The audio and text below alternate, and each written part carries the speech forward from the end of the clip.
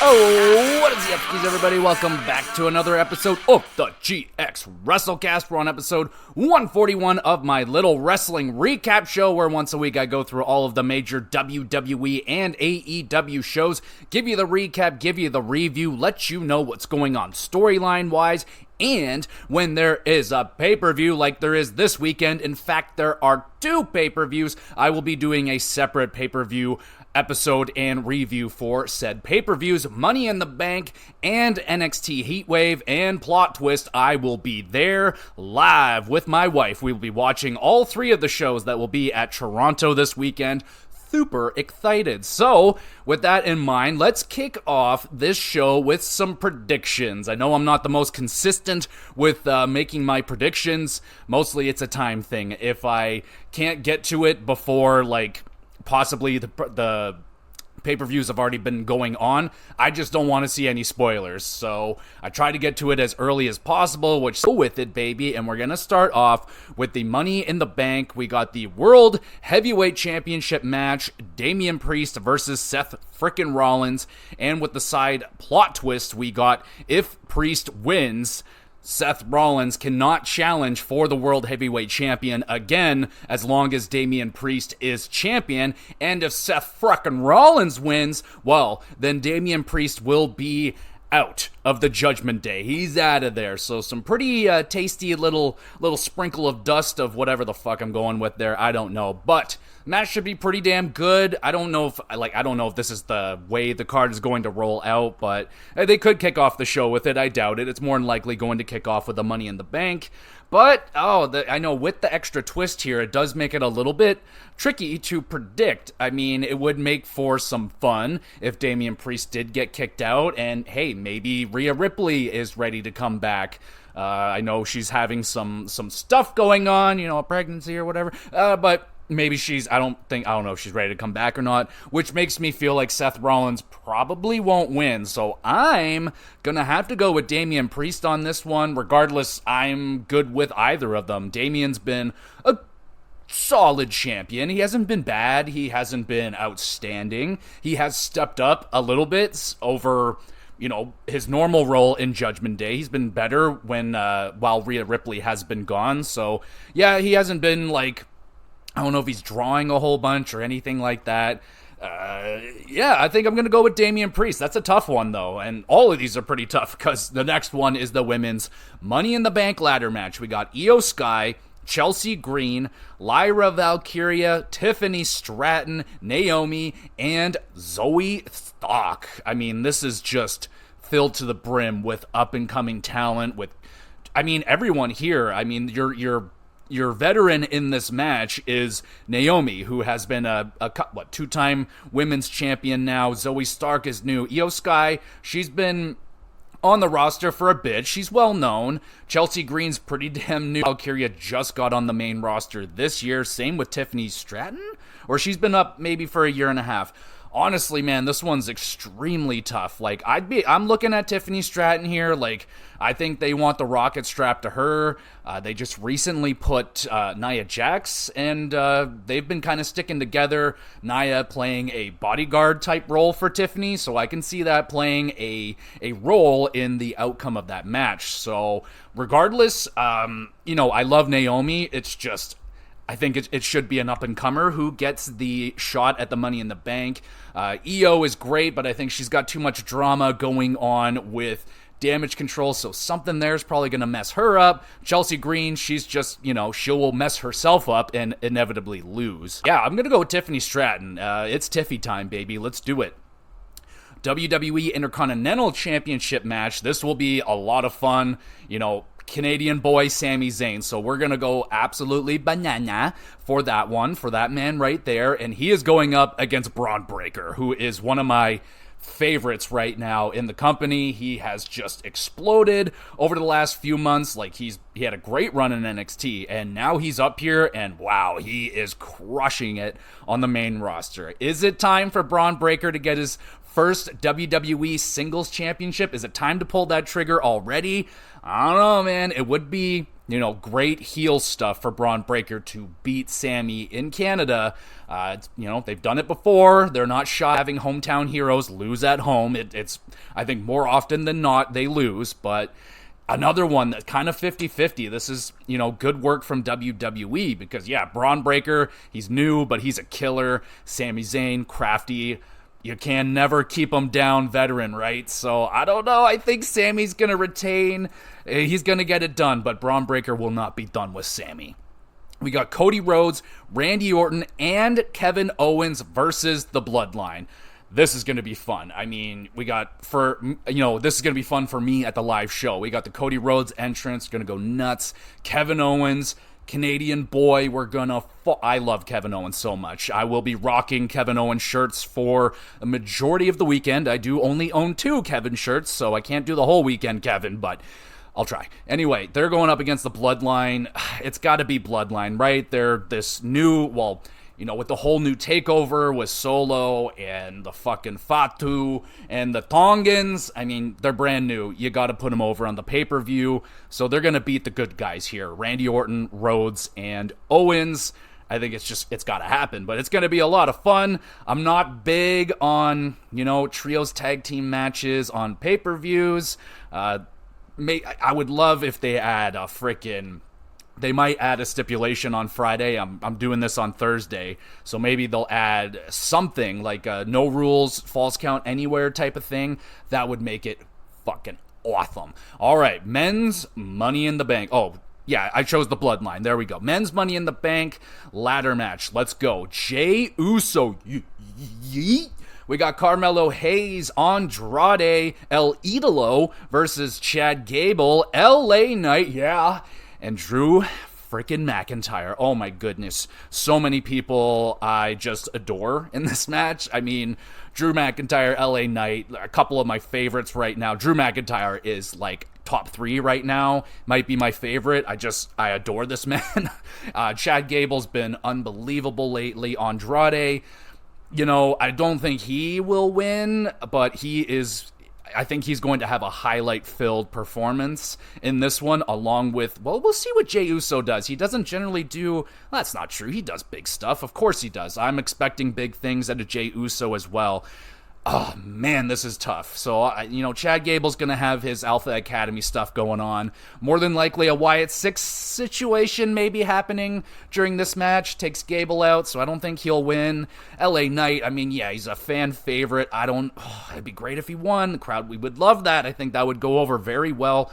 Same with Jey Uso. Carmelo Hayes, again, another young up-and-comer. It'd be great if he won it, but I don't think it's time for him just yet. He's still kind of working his way into the roster. He's doing well, though, I will say. I don't know if I can't not choose with my heart right here and choose Drew McIntyre and believe in the fact that he just might, in fact, cash in right there in Toronto and become the World Heavyweight Champion in front of my eyes, and I'll cry. I'll have a moment. I will be having myself a moment, and I want that to happen, so I'm picking Drew McIntyre, going with my heart. It's probably wrong. I hope it's not. And so those are my Money in the Bank predictions. Let me know what you guys are going to pick.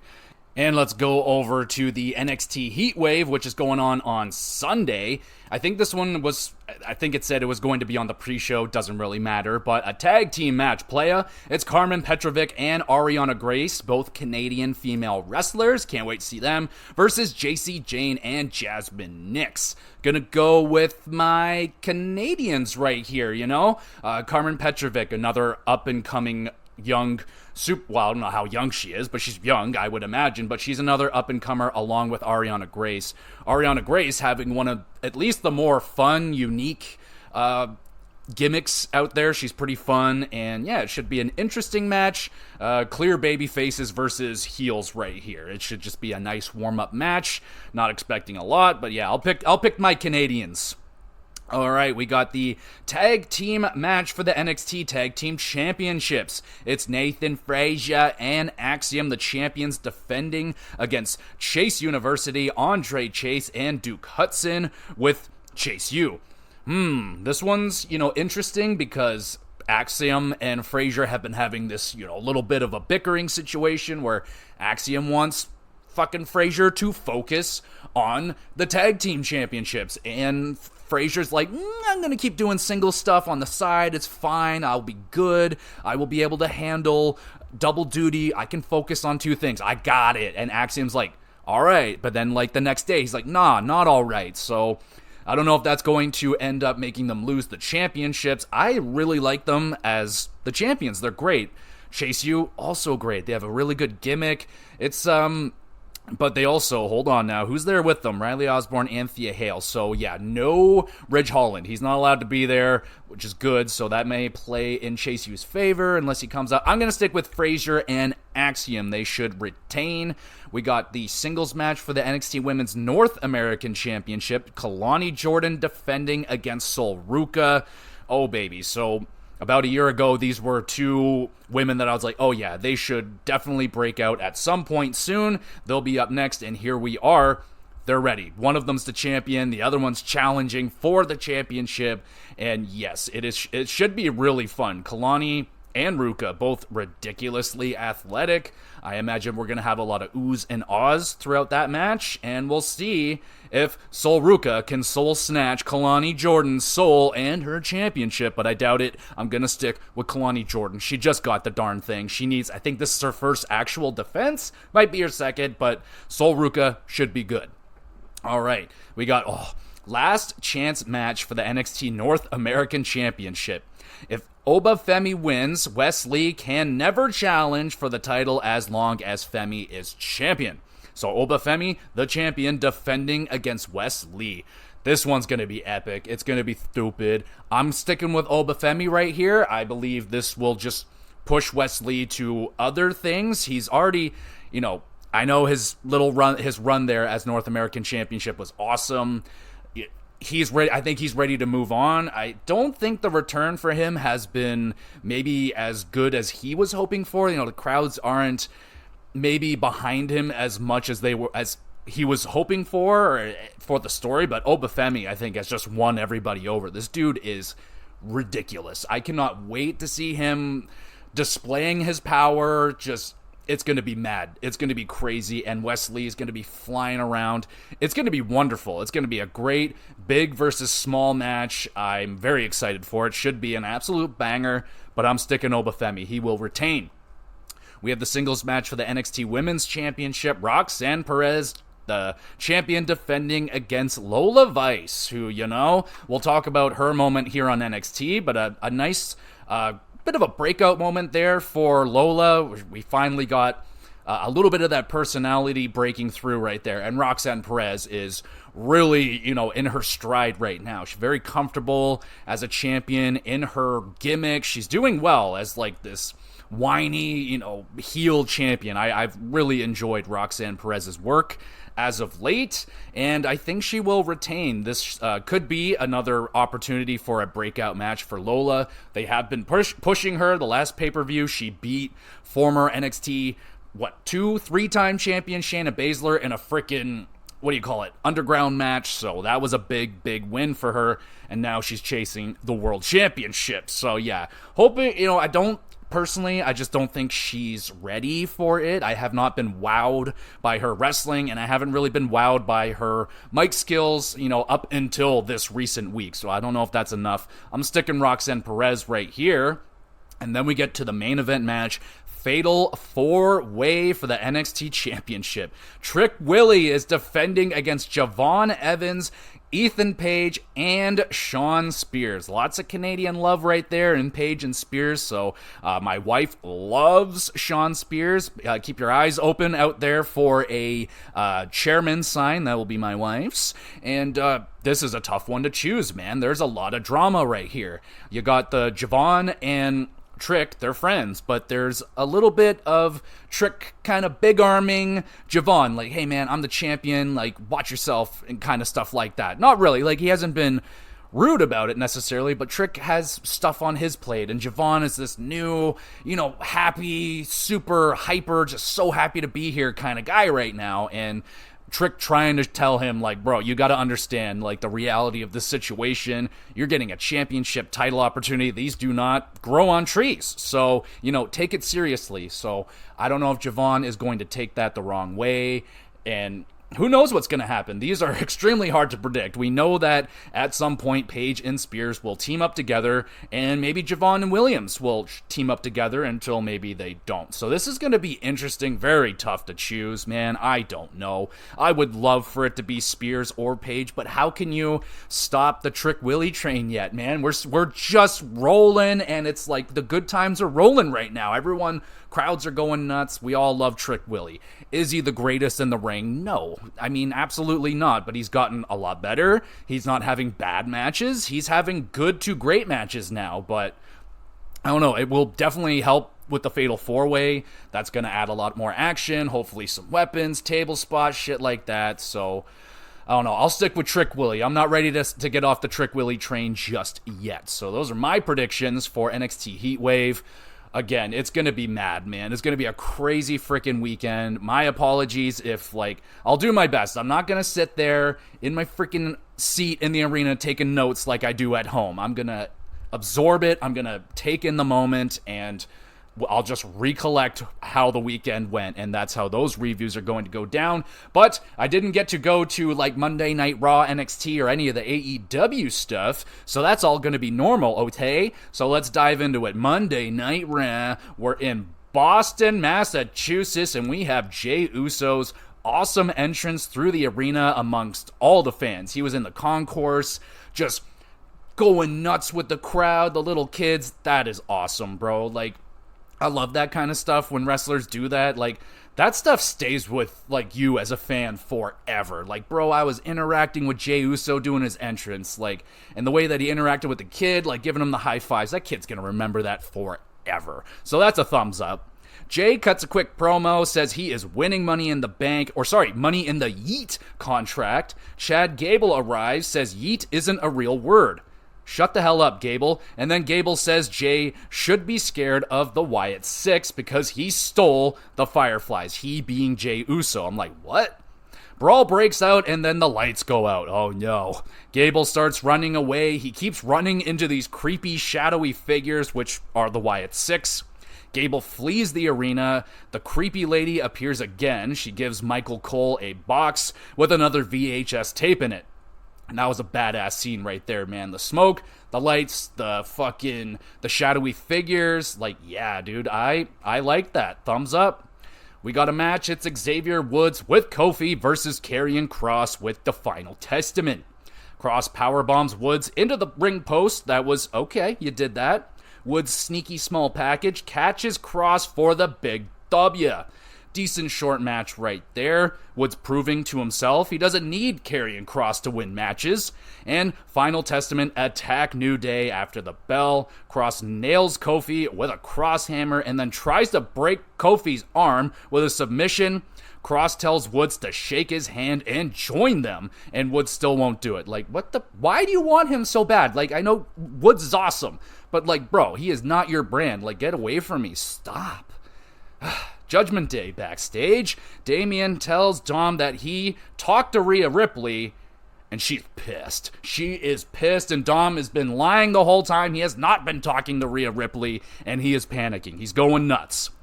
In the Judgment Day clubhouse, Liv Morgan is there. She is hanging out. She quickly leaves when Damian arrives. She's like, I got a match, see ya.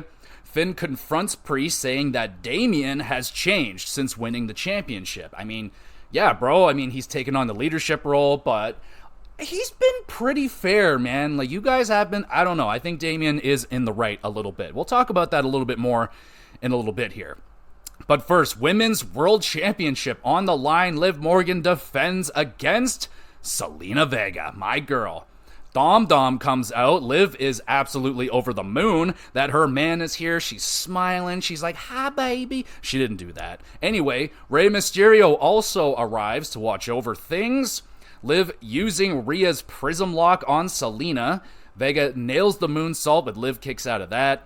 We get shave your mustache chants towards Dom from the crowd. That's good. I like that. But keep the mustache. Keep it. Liv kicks Ray, losing focus. Selena nails a 619 and a tornado DDT, but Morgan kicks out. Damn it. Chair is slid into the ring. Selena throws it into Dom's face. That was fantastic. Morgan nails the Oblivion to retain. Damn, Selena, so close right there. That was one of the longest matches she's probably ever had. Thank you, Triple H, or whoever's booking it. A great effort. I mean, you're going to have your day really soon, Selena. Trust me, she is such an unbelievable talent, and I can't wait for everybody to see it, like, fully, if she becomes a champion or anything like that. God damn, I love Selena. Liv was also great. I love the flirting with Dom throughout the match. That was good. And Dom's little smiles when, Liv was flirting with him. Looks like Liv might have gotten her hooks into Dom Mysterio. I mean, that's not really a secret. It's pretty clear. Match was also damn good. 7.5. We have Seth frickin' Rollins. He cuts a promo for Boston talking about all their championships. All those championships they always win. I'm not mad about it. Anyway, Seth wants his championship back at Money in the Bank versus Priest, and remove Priest from the Judgment Day at the same time. Win-win. Finn Balor interrupts because he's in a bad mood. Finn blames Rollins for all the changes in the Judgment Day, and then Damian Priest arrives, says the days of Monday Night Rollins are over. Finn blindsides Seth. Damian is not happy about it. He stops Finn Balor. He's like, please stop that. He didn't say that. Seth super kicks them both in the face. Priest drops Seth with a South of Heaven choke slam and then regroups with Finn Balor and they leave. I mean, pretty good segment right here. So this is something I find kind of odd that is happening with Damian right now. He's got all these babyface tendencies going on as the champion recently. He's stopping his cronies from attacking his upcoming opponents, where normally, beat the shit out of him. I'll join in. That's not happening. And Damian's like, guys, smarten up. Like, you're with a woman and you're flirting with this other girl. Like, don't do that. Like, he has good morals. Like, I'm confused, but he's also the leader of the biggest heel stable, or one of at least, in the WWE right now. So I'm thinking maybe Damian leaving Judgment Day might be the better thing. So hey, maybe I'm changing my prediction to Seth frickin' Rollins winning, because that can just make a whole different story, right? But I don't know. That's just something I've been noticing. Like, Damian has not been acting heel at all recently, so I don't know. It's going to be interesting who we're cheering for at Money in the Bank. I mean, I'm cheering for Seth Rollins, but I do not hate Damian Priest. I think he's great. But something weird. We have Money in the Bank qualifying, a triple threat match. Dakota Kai versus Zoe Stark versus Ivy Nile. Ivy, a nice 2-for-1 kick punch combo thing, and a double bulldog. Ivy's not done. She's on fire. She hits a double German suplex. Like, holy shit, Ivy, that was amazing. Thumbs up. Dakota with a chiropractor, that's what she's calling it, pretty cool. Awesome move name. It's like a modified backstabber, pretty key. Sane arrives for the distraction. The tag team champions, Fire and Dawn, intercept Sane. Zoe nails the Z360, pins, and qualifies for the Money in the Bank. What a great performance right there from Ivy. Just hitting a bunch of moves in the row. She was dominating this match, which made me go like, well, she's not going to win then. But hey, good performance in this match. Possibly more tension building and damage control. And good for Zoe qualifying. She's awesome. I hope to see a Z360 live. 7 out of 10. We have Bo Dallas segment interviewing himself as Howdy Doody. I think that's what he's called. I don't know. Lots of cryptic messages, though. Bo has become the Reckoning and has unleashed the Wyatt Six, is basically what I got from that. So, yeah, everyone should be scared, including Chad Gable, who speaks with Otis about the threat of the Wyatt Six. Otis tells Gable he doesn't hate him, but the Wyatt Six is a Chad problem. So, oh shit, Otis grew a set. Chad warns Otis that Alpha Academy could be attacked next, so Gable trying to get Otis and the Alpha Academy back over to protect him, but so far, it ain't working. Now we got Rey Mysterio versus his son, Dom Mysterio. I don't even care. Let's do it again. Liv Morgan arrives to support Dom. Ray falls on Dom's face with the crossbody, and you can clearly see Ray checking on his son. He's like, "You good, son? Goddamn, I just smashed your face." Anyway, Liv saves Dom from Ray pulling him out of the ring. Ray kicks Dom onto Liv into a, let's call it a suggestive fashion, and Liv won't let go of Dom, which is just great. Selena arrives. She starts brawling with Liv. Dom 619 connects. He goes to the top, but Selena slamming Liv on the apron knocks Dom off of the ropes. He crotches himself. Ray nails the 619 and the splash, pins, and defeats his own son.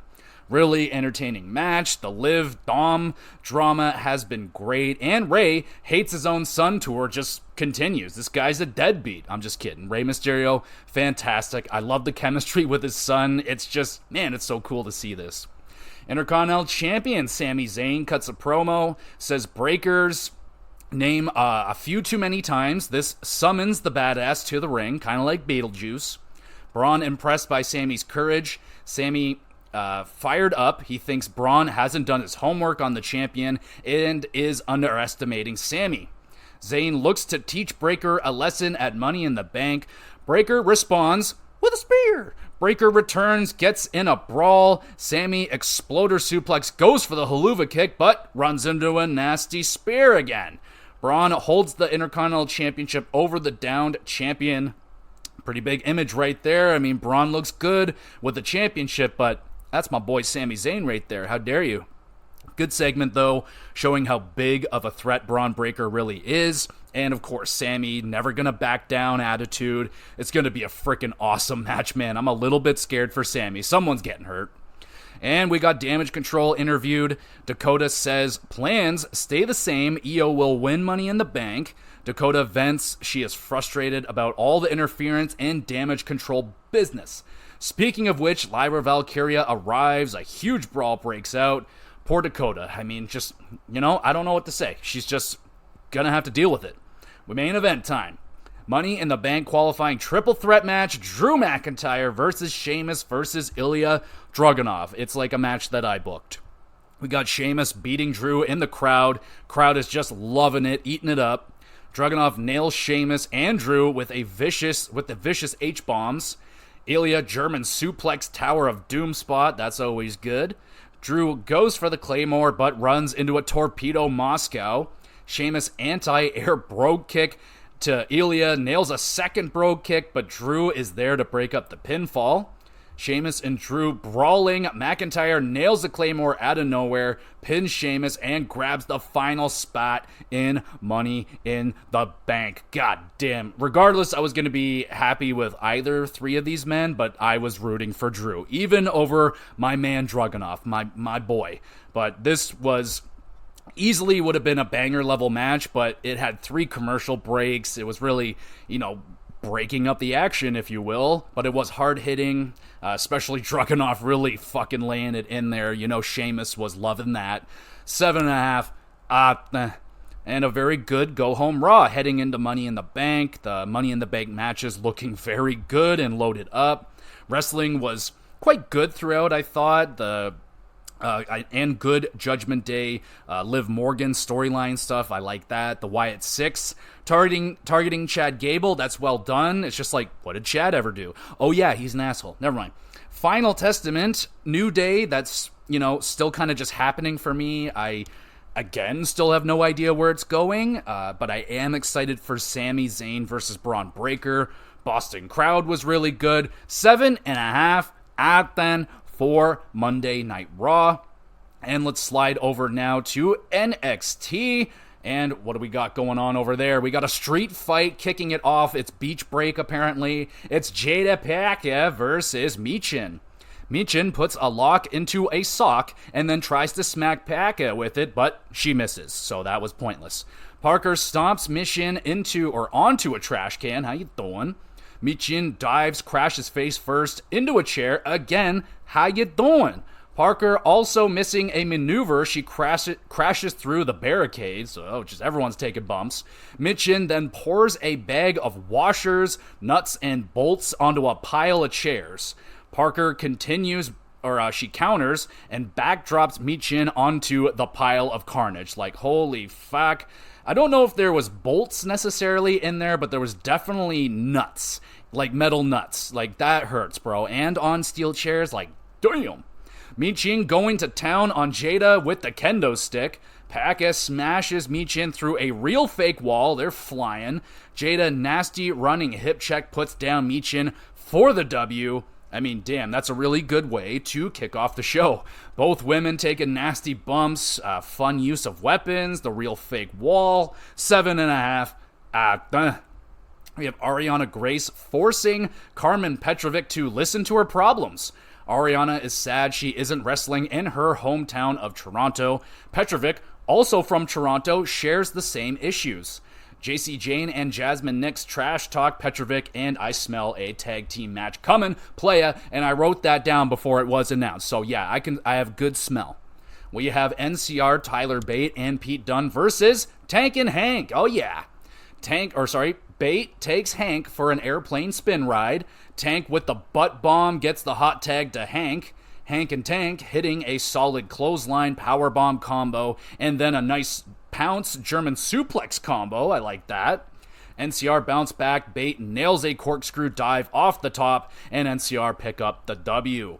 Impressive performance from Hank and Tank. I mean, lots of energy, some nice tag team moves. Like, yeah, I love these guys. I hope they get a chance to break out this year. NCR, good as always. They're working great with the, they're not really green, but yeah, they're up-and-comers. They're still learning. That's why they were on TV, but they took them back off just to kind of give them a little bit more seasoning, but good opponent to put them up against. I like that match. 7 at. We have Brindley Reese with Blade Nanofe versus Izzy Dame.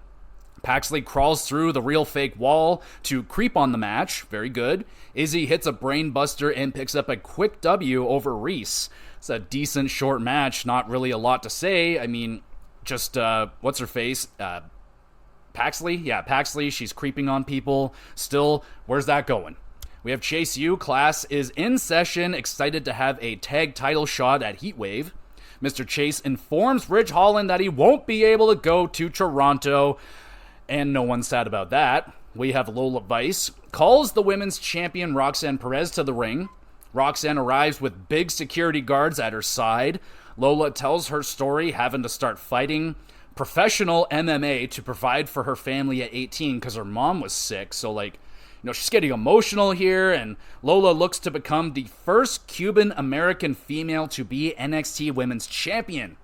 That's huge. Lola drops a security guard just, because she can. And yeah, that was a really nice, passionate moment right there for Lola Vice. Earning lots of respect from the crowd and even Roxanne Perez. She's like, I respect your story, but I'm still going to kick your ass and stuff like that. So yeah, solid work, heel work there from Perez. Pretty good. We have Eddie Thorpe sharing videos of his DJ shows to some lovely ladies backstage. Apparently Eddie Thorpe is a DJ. Who isn't a DJ? Lexus King breaks Thorpe's balls, says his 80s hair metal is better. So they'll probably fight about it at some point. We got Miles Bourne with the No Quarter Catch crew versus Aura Mensa with the Metaphor. Bourne hits a beautiful drop kick. No Quarter Catch crew want Miles to use brass knuckles to win, but that's just a distraction. That allows Mensa to nail a running, spinning kick. Mensa picks up a big W. Another short, decent match. No Quarter Catch crew already annoying Bourne, who just seemed to get there, and they cost him the victory. So how long is this guy going to stick around? We get a awesome video package for Wes Lee's match versus Obafemi for the North American Championship. I love the shot with Wes Lee. He's just talking, and the Obafemi shadow is just lurking in the background, and it keeps getting bigger and bigger as he keeps talking. Some good shit right there. I like it. We get Tyson and Tyreek. They are brawling backstage with Gallus for some reason. I don't know. Is there beef there? Did I forget? Did I miss that? Anyway, Blade and Nanofe, they're bickering that positivity does not produce victories. And Brindley hears that, and she walks off all sad. I mean, not necessarily directed at her. It's kind of, a situation for all three of them. But, yeah, it is kind of at her. We have Carly Bright with Gray versus Wendy Chu. Chu hits a Tree of Woe dropkick, gets a near fall. Bright lights up Wendy with some lariats and a neat cartwheel kick. Wendy, mostly unfazed by all of that, locks in the Cobra clutch, and Bright forced to tap out. Wendy dominating performance with this new creepy gimmick. Bright, solid effort, nothing wrong with it. An alright match, showcasing what Wendy's got going on. She seems to not be impervious to pain, but I imagine she can take a lot of damage. I like her new character anyway, but I miss the old one. Like, it would be, you can't have someone else just come and take it over, but I like what they've done with it. Like, very interesting and unique spin on that original gimmick, that's for sure. We have Shawn Michaels. He addresses the Brooks Jensen situation that is news to me. Brooks has been losing it on social media. Brooks wasn't released from the WWE or NXT. He was sent home on sabbatical or whatever. And Shawn Michaels saying he's giving Brooks a second chance. So, all right, that's interesting. I don't do the social media stuff, so go ahead. We got Carmen Petrovic versus Jasmine Nix with JC Jane up next. Nix, with some assistance from Jane, nails the Pele kick for a victory over Petrovic. Another decent, quick, short match. Not a lot to say. NXT Tag Team Champions Frazier and Axiom, they're bickering with each other again over the same problems. Like, focus on the Tag Team Championships, Frazier. And he's like, I can do many things. Leave me alone. We have Petrovic. She's upset about Jane, and Nix wants a match whenever, wherever, however. And fellow Canadian Ariana Grace arrives, suggesting a tag team match at Heatwave. Pretty cool. I like that announcement. I am happy to see some more Canadians on the card, especially Ariana Grace. I am a fan of hers. Sadly, I think it's supposed to be on the pre-show, but regardless, check them out if you can.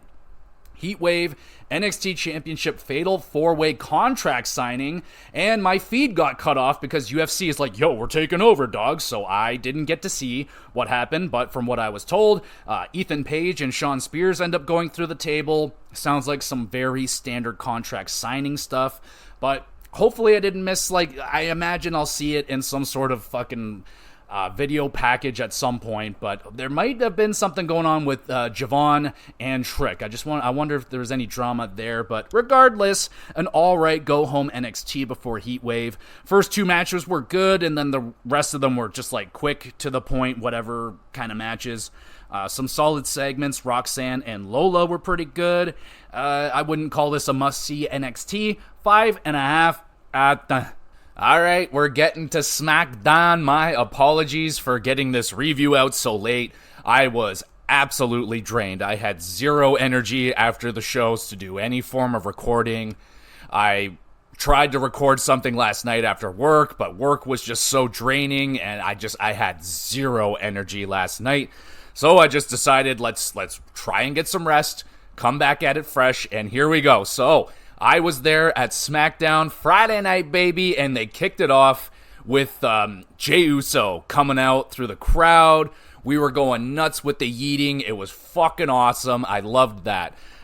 In terms of where I was seated, I had the same seats the entire weekend.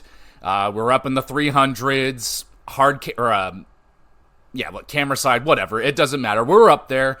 The seats were great. The only problem, the visuals were great view.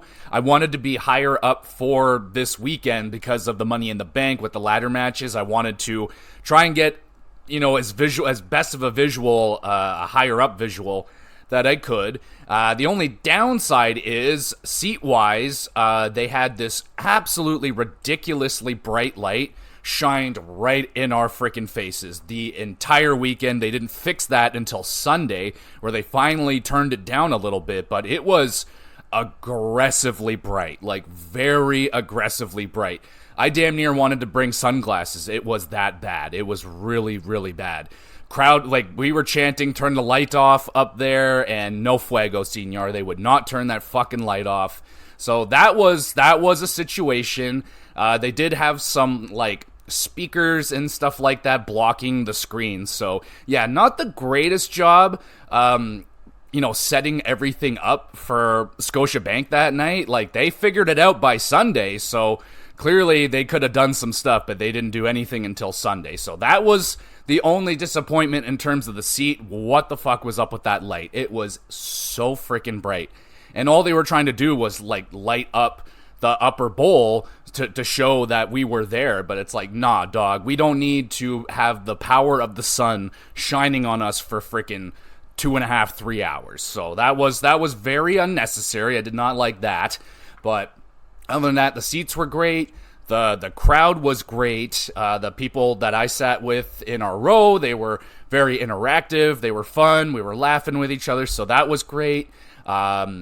No real drama in the crowd this time around. There was a little bit on Sunday, but, you know, some sort of fight over cigarettes. And you know, alcohol is a hell of a thing, man. It turns people into absolute animals. So, you know, drink responsibly, y'all. So, to the show. We start with that great segment with Jey Uso. LA Knight comes out. They're doing the yeet. They're doing the yeah. We're going crazy for it. Drew McIntyre comes out.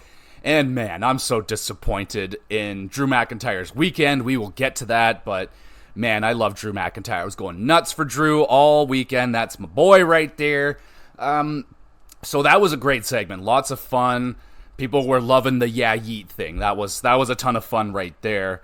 And then we get that segment with I'm going to be all out of order. Of course, I did not like sit there and take notes in my seat like a nerd, but there was the segment with Kevin Owens and Randy and Cody coming out. Oh man, that was so sad, with Kevin talking about his mom being in the hospital. Like, oh man, that really just, you know, not in a bad way, but definitely sucked the wind out of us for a little bit there. I remember, like, I felt so bad. We were like serenading him with chants and everything before he, you know, announced that, and then everyone was just like, ooh, and then we're doing some like Mama Owens chants and shit like that. So that was devastating, man. I was rocking my Kevin Owens shirts all weekend. Like, Kevin Owens is my boy, and yeah, to hear that and to hear that he was, you know, going through such a hard time, and what should have been a really great weekend for Kevin, coming back home and coming back to Canada, and yeah, that really sucked, man. I was devastated to hear that Kevin was going through something like that. And, you know, fucking good on him. He did not call in sick or anything. Like no one would have batted an eyelash if he wanted to be with his freaking family at the hospital. And no, Kevin came to SmackDown. He was there at Money in the Bank. He did his job, and like, yeah, we really appreciated Kevin Owens right there. So I feel absolutely horrible for Kevin, because that was just really, really sad. So no appearances they never made an appearance, did they? No, okay, yeah. Anyway, we had like the Bayley Piper Niven match. It was pretty good. You know, the SmackDown matches weren't overly crazy until we get to the main event. But yeah, it was a solid one. Bayley obviously won. Nia Jax came through the crowd. That was fun. I noticed her, like, she was running, like, I don't know where she came from, but she had to go all the way, like, around, and then I saw her running, like, trying to get into position at the right time. I'm like, who the hell is that? I'm like, holy shit, that's Nia Jax way down there, because, yeah, she, with her big puffy hair and everything, I could just, noticed her pretty good, so that was pretty solid. The Street Profits versus Pretty Deadly, you know, that was solid. Pretty entertaining. It was fun to see Pretty Deadly back. Dawkins was doing double work that night. He had a match on the pre-show. There was a speed match that he had. And then, yeah, about 25 minutes later, he was out for this match. So, hey, Dawkins, I see you, homie. You're doing double work. Good job. Montez Ford was freaking hilarious. When we went to commercial break, like, they come out, they do their entrances, and then, you know, it goes dark, and they go to commercial break, and they just kind of have to stand there. And Montez legitimately frozen spot. He just stood on the apron, didn't move a muscle until I think B-Fab put the drink to his mouth, and that, like, activated him or something. Very good stuff right there. That was a lot of fun. Jade Cargill and Bianca Belair, they had a tag team match against Candice and Indy. Crowd very much so not liking Candice, but Jade Cargill's entrance was so badass. It looked so cool live with the snow effect coming down. I really liked that. The match was fine, you know, their classic tag team match. They're doing their flips, they're doing their power moves and all that shit. And then we get to the main event. My goodness, this was a lot of fun. DIY fighting for the tag team championships against Theory and Waller, dude, that shit was crazy. Legitimately, when they won those titles, DIY won, that might have been the biggest pop of the entire weekend. It was huge, bro. Like, that's probably a top 3 pop. Like, we went absolutely wild when DIY won that match. Like, and I was really nervous. Like, I'm a huge DIY guy. Love Gargano, love Ciampa. And I was nervous because it was rather quiet at the beginning of the match. You know, they really had to work to get the crowd into it, and they're masters at that, and their work went far, man. Like, the crowd by the end of it were eating everything up. I don't think there wasn't a DIY fan in the building after that performance. The double submission, so epic, like, so many callbacks to their old NXT classics, and just, I love that shit so much. That match was spectacular. That would be like a 8.5 right there for sure. That was the match of the night. One of the matches of the entire weekend. That was spectacular. Ton of fun right there. Overall show experience, yeah, it was good. Obviously, it was probably not the best show on TV, but it's so much better when you're there live, interacting with the wrestlers, doing all the chants, and yeah, man. So I had a great time. It was a great SmackDown. As always, I would always recommend you to get out there and experience a live WWE show. Friend of mine at work, he experienced his first live show this weekend at Money in the Bank, had a blast, and yeah, man, it is truly a ton of fun. I that's my favorite live thing I've ever been to is WWE shows. Like, beat any concert I've been to, beat any fucking sporting event I've ever been to, wrestling is where it's at. It is so much fun. So SmackDown was great, had a good time right there. And let's slide now over to the AEW. We got Dynamite. It's, I think it's Beach Break. They're in Chicago, so you know it's going to be, it's Chicago. So they're going to do some shit. We have Danny Garcia. He has a determined promo. Looks to win the International Championship. MJF shows up to support Danny. Daddy Magic smooths the tension over with Max as well. Okay. We have the Owen Hart Foundation Tournament. Bryan Danielson versus Pac. Pac mean kick and an elbow drop off of the barricade. Pac pile driver and avalanche brainbuster targets Danielson's just mutilated neck. Pac's black arrow misses. Bryan nails the psycho knee. Danielson pin countered into the rings of Saturn. That was a fantastic little counter right there. Danielson, awesome counter, escapes. He rolls up Pac for a massive W. Danielson advances to the finals. Yeah, a little bit of a slow start to this match, but it ramped up for a wicked final sequence. Danielson's neck, a constant target for everybody right now. It is like the built-in storyline for every Danielson match right now, and the selling of the neck is just like, oh, it's scary good. Like, it's probably real. Like, he probably really does feel some pain there. 7.5 out of 10. We have Willow. She cuts a really good promo, fired up to get her hands on Statlander and win the finals of the tournament, and then go on to win the big one at Wembley. That'd be key. Mark Briscoe in the ring cutting a promo. Mark trash talks new TNT champion Jack Perry. Briscoe announces himself as the first member of Team AEW for Blood and Guts.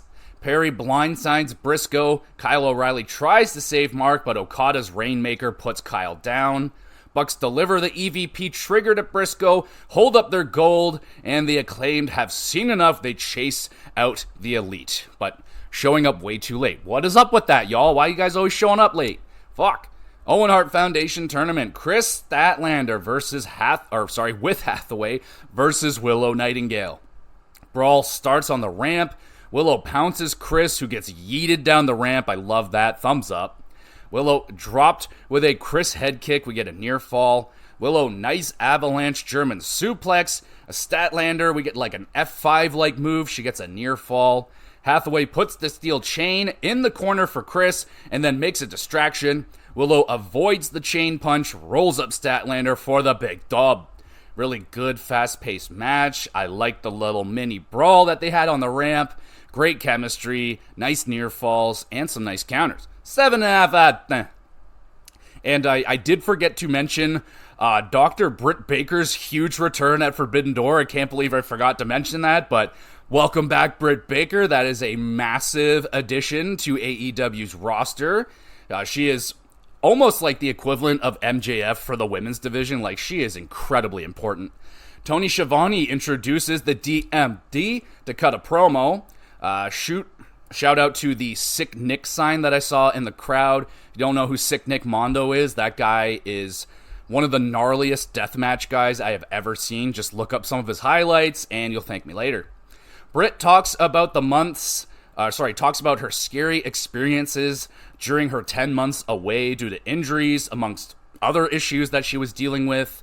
Britt is all healthy now, which is fantastic. Thumbs up for that. Britt looks to the future and the TBS Championship. Britt talks trash about Mercedes Moné. We get the DMD chant. I missed that.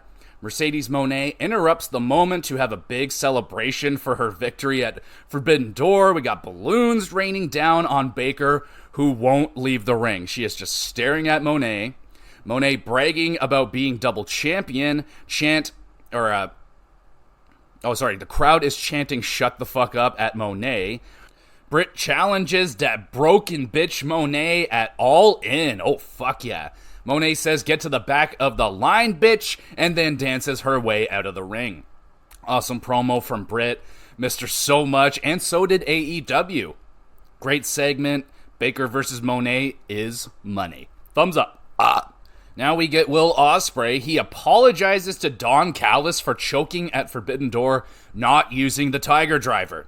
Ospreay says he ain't that guy no more and wants out of the Don Callis family. And Don, with a very rare display of kindness, doing Ospreay the favor, allowing his exit. As long as Will does a favor for Don when the time comes, of course. Of course. Chris Jericho, getting his TV time, arrives with security guards.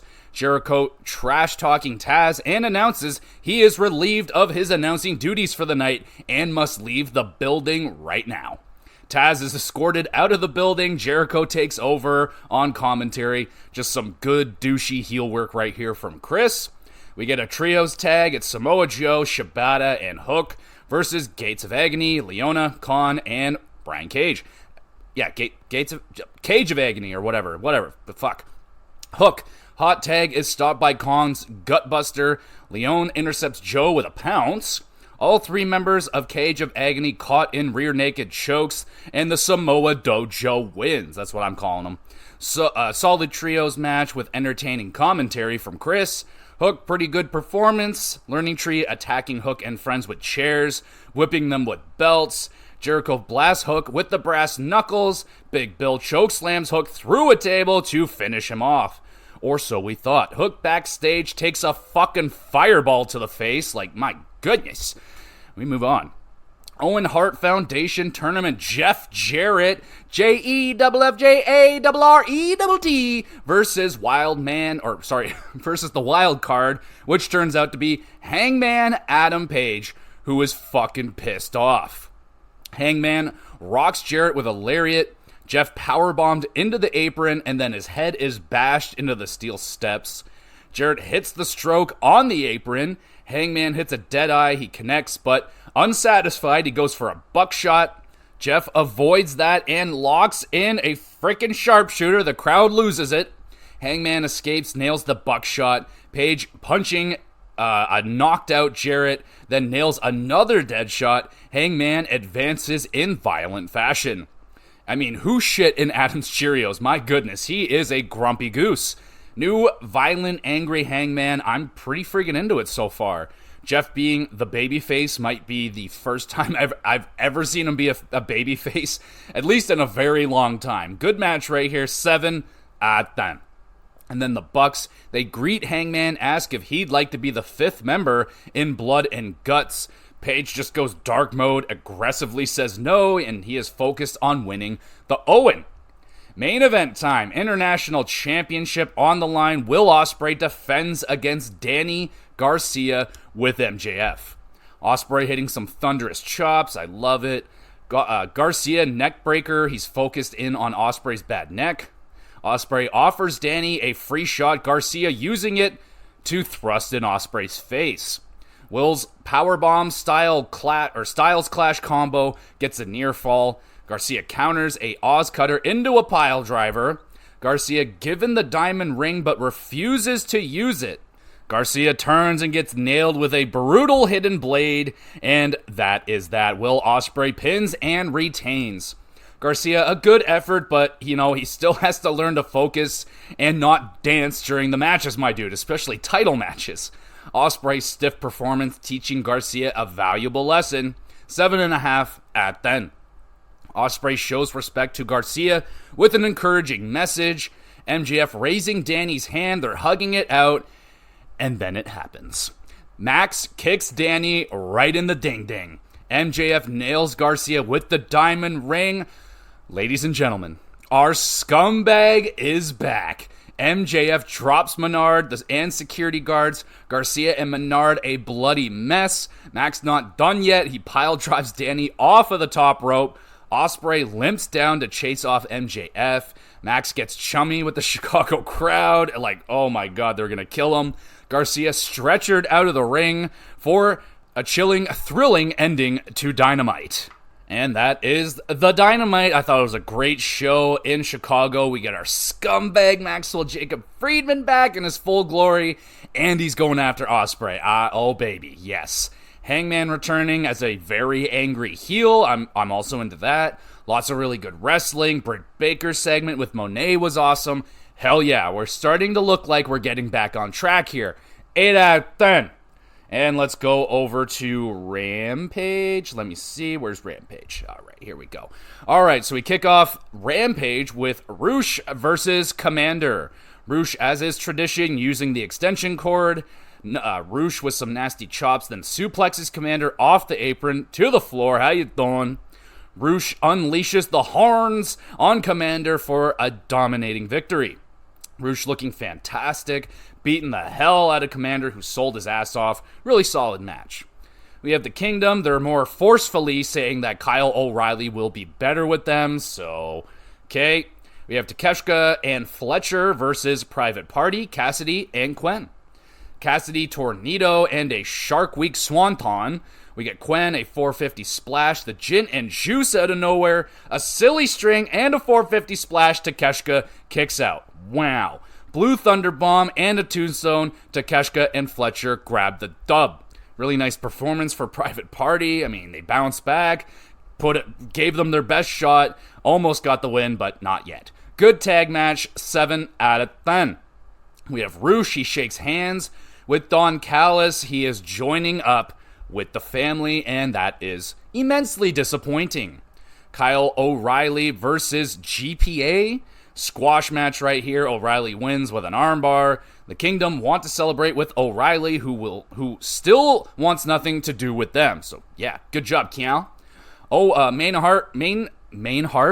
event. Owen Hart Foundation tournament match. Mariah May with Luther and Tony versus Hikaru Shida. Maria able to counter the katana into a roll-up, and May picks up the massive W right there. Solid main event and a decent show overall. Admittedly, immensely boring. I struggled so much to stay awake to watch this. I watched it after the wrestling show. I think I watched it after SmackDown that night, and bro, it was just really, really a grind to get through. And speaking of a grind, let's get to Collision in Memphis. We got MJF. He cuts an awesome promo on the fans, claiming we turned our backs on him, traded in Max for the new shiny toys like Swerve and Ospreay while he was injured, and he gave everything to us. I mean, that was a spectacular promo. He pulled up the old promo that he cut when he became really vulnerable to the crowd and told us stories of his childhood getting beaten up and stuff like that and bullied. And he absolutely just turned, he was like, if you guys break my heart, I'll never forgive you. And he called us out. He's like, you guys broke my heart and fuck all of you. Outstanding promo. Double thumbs up. We get a trios tag. Orange, Cassidy, Briscoe, and O'Reilly versus the Iron Savages. Highly entertaining match right here. Iron Savages, the trash talking before the match was outstanding. Cassidy wouldn't get involved into the match until the big hot tag finish. Yeah, that was just a really, really entertaining match. Hangman, very unhinged interview backstage, looking to burn through the tournament and AEW. Still very pissed off. Timeless Tony Storm with Luther and May versus Trish Adora with the Infantry. Tony picks up the W with the Storm Zero out of nowhere. This is a good competitive match. Adora, good effort. I loved her backbreaker. It was a really good effort. She was in the match. I liked Tony Storm during the commercial break. She was like telling everybody to stand up and give her a standing ovation. And then Adora just kicked her right in the face, just dropped her. That was good. Tony, of course, very entertaining. 7 out of 10. We have Karishjian Cage and the Patriarchy absolutely eviscerating the Bang Bang Gang with trash talk, calling Juice a child sucking on a fentanyl lollipop. Like, what the fucking fuck did you just say? Kip Sabian, he comes in out of nowhere, says that he lost his dad. Christian's like, I'll make it all better by having Killswitch beat the living shit out of you. Great little promo segment here for Christian.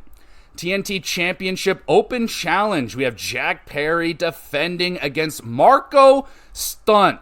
Took me a second to remember who that was. I was like, holy shit, that's the forgotten third member of Jurassic Express. Anyway, he's here. Stunt taken down by a nasty running knee strike to retain. Jack Perry retains. Marco selling his soul for Perry. Absolutely outstanding selling. Thumbs up for that. Match basically was a squash match, but it was fun, though. That was fun. We have Claudio versus the Beast, Mortos. Cameraman gets absolutely wiped out by Mortos. Cameraman down. Claudio ends up winning this match. Just another solid competitive match.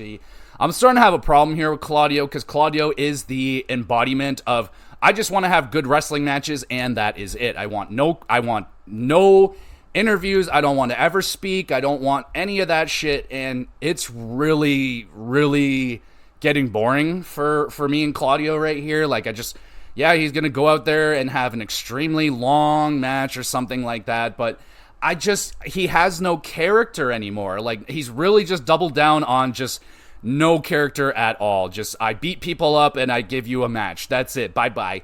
Okay, we have Rio versus Lady Frost up next. Frost, nice driller maneuver, gets a near fall. Rio, new rolling slam finisher, grabs the W.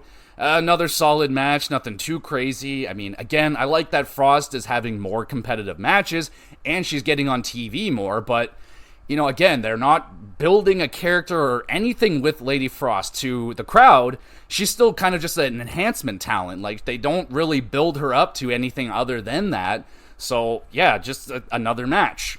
Shane Taylor Promotions and Top Flight, unfriendly interaction backstage. They will fight about it next week. Main event, Owen Hart Foundation Tournament match, Hangman Adam Page versus Jay White. Bullet Club is banned from ringside. That's a thumbs up, thank fucking God. Hangman, cool spinning chokehold slam thingy. Page is busting open really badly, hitting his head on the guardrail, I think. I don't know, like, that's the only, like, it must have just nicked him or something, but yeah, he was bleeding really badly. The referee gets taken out. Hangman hits the Deadeye, but no ref to make the count. Hangman chokes White with his belt and whipping him with it. Jeff Jarrett arrives, takes the belt away from Adam. Christian spears White out of nowhere. The buckshot connects, and Hangman wins. Really good match right here. Some nice counters. Jay's selling was great. And a decent, I hate interference being used in 97% of every match in AEW. But this one makes sense. You got Christian. Now they're going to have the beef with Jay White. They're going to move on to the trios titles and stuff like that. Very minute stuff with Jarrett and Hangman. I don't know if they're going to want to continue with that. If they do, Hangman will murder Jeff Jarrett. So, yeah, we'll see. But a pretty damn good match right there. 7.5 out of 10. A decent show this week. MJF's opening segment was awesome. Patriarchy and the Bullet Club beef building up pretty decently. Wrestling was alright. It's just a lot of matches for the sake of matches. I am not going to lie, this show put me to sleep at least 3 or 4 times.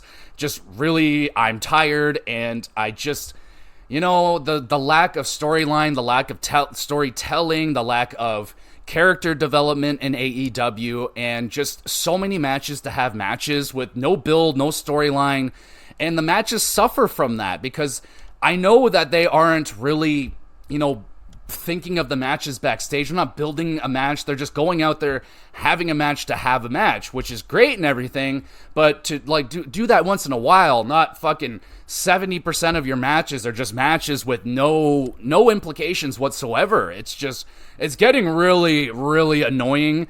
So I've been waiting and being patient with AEW, but for like 8 months now, they have like maybe one or two okay storylines going on and then nothing for everybody else. Just absolutely nothing. Like what the fuck, man? It's really just starting to get boring for me. I'll give it like, there was some really awesome stuff. The MJF fucking promo was outstanding. That was such a good promo, and they need more of that. They need more people coming out, cutting promos, building character, do something. I know it's a wrestling company and you wrestle, but there's got to be more to it. It's getting boring. 5.5 out of 10. All right, let's do the 3 stars for this week, which do include Forbidden Door. So it's basic. It's all Forbidden Door. 3 stars. I'm not gonna lie, but I'm throwing in DIY. I'm shouting out DIY versus Theory and Waller. That match was just so much fun. One of the biggest pops of the weekend. So the shout out for the 3 stars, I also want to shout out Danielson versus Takagi at Forbidden Door.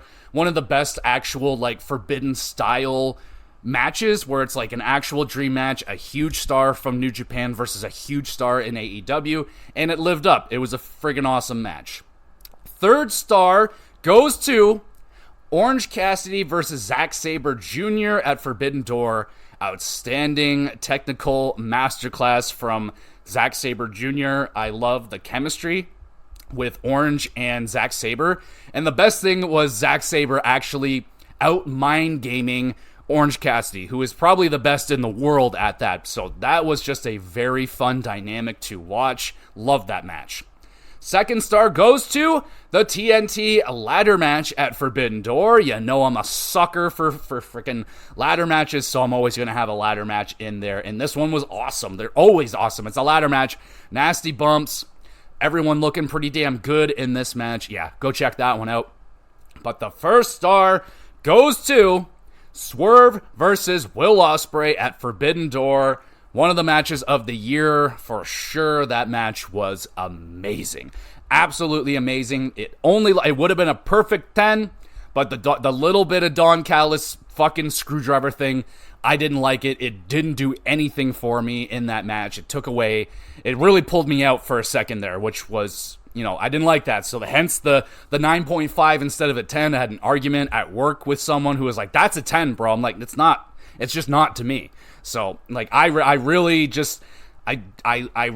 put a lot of, like, I find it's very good to me if you can have an outstanding match without shenaniganery. If you can just be you and the wrestler in there and you two can create the story, I put that so high on the pedestal. If you need outside interference, so be it. But again, my problem is the amount of that they do in AEW. It's ridiculous. It's almost every single match. So they're even having to make special rules now just to like, hey, you guys can't interfere. And then they always end up interfering anyway. So yeah, it's just really frustrating right there.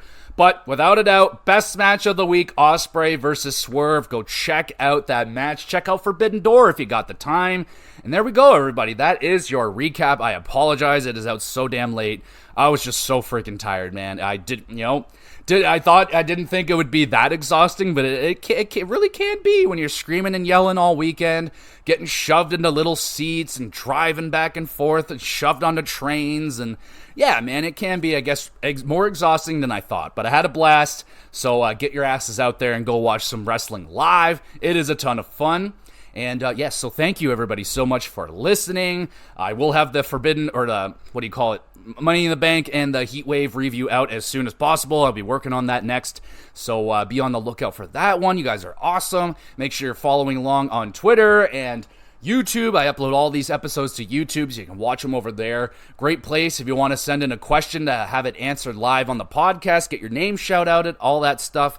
Drop a comment on the YouTube channel, send a message on Twitter, shoot an email at me at the email address.